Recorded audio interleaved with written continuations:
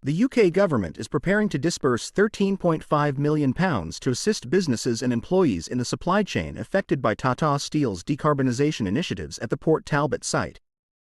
This allocation represents the first distribution from the Tata Steel, Port Talbot Transition Board fund and aims to tackle the substantial transformations occurring in the local steel industry.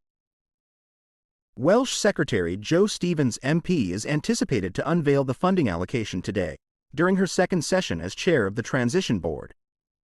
This announcement arrives as Port Talbot braces for the upcoming shutdown of one of Tata Steel's blast furnaces in September, a decision motivated by considerable financial losses of £1 million daily.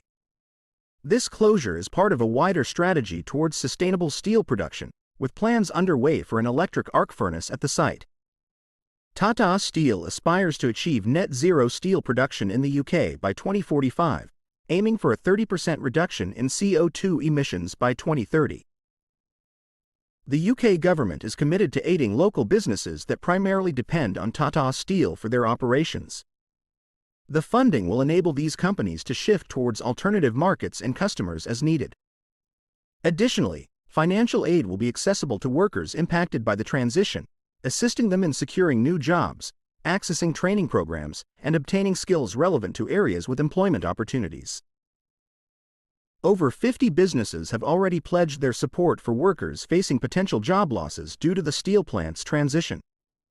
These firms, including noteworthy entities like FinTech Wales, the Royal Mint, and Cardiff Metropolitan University, have committed to providing practical assistance, such as guaranteed job interviews and training sessions.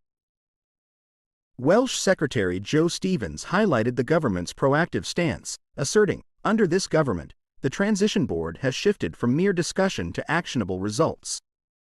Today's revelation of an initial £13.5 million in funding showcases our commitment to decisively support workers and businesses in Port Talbot, collaborating with the Welsh Government, unions, and the broader community.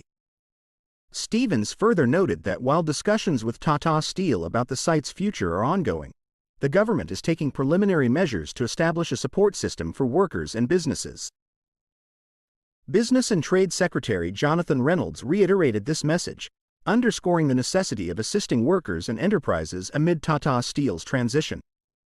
He remarked, "We're collaborating with trade unions and the industry to ensure a green steel transformation that benefits the economy, our skilled workforce, and local communities for the long term."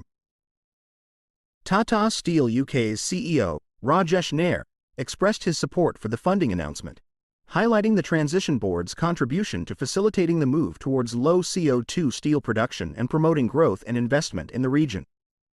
He stressed the significance of aiding both Tata Steel employees and local supply chain partners throughout this transition.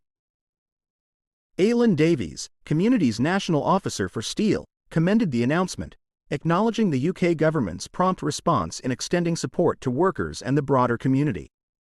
He reaffirmed the union's dedication to opposing Tata Steel's plans that might result in job losses, emphasizing that compulsory redundancies should not be necessary.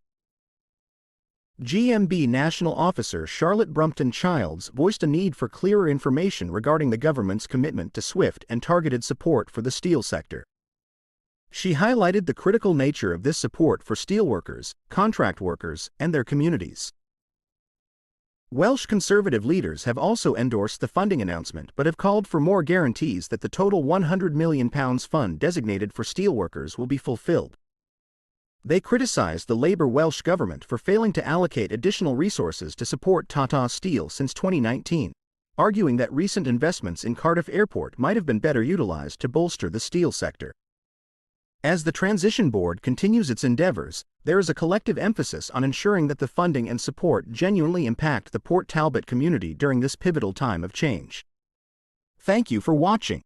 If you found this video informative, please like, comment, and share your thoughts below.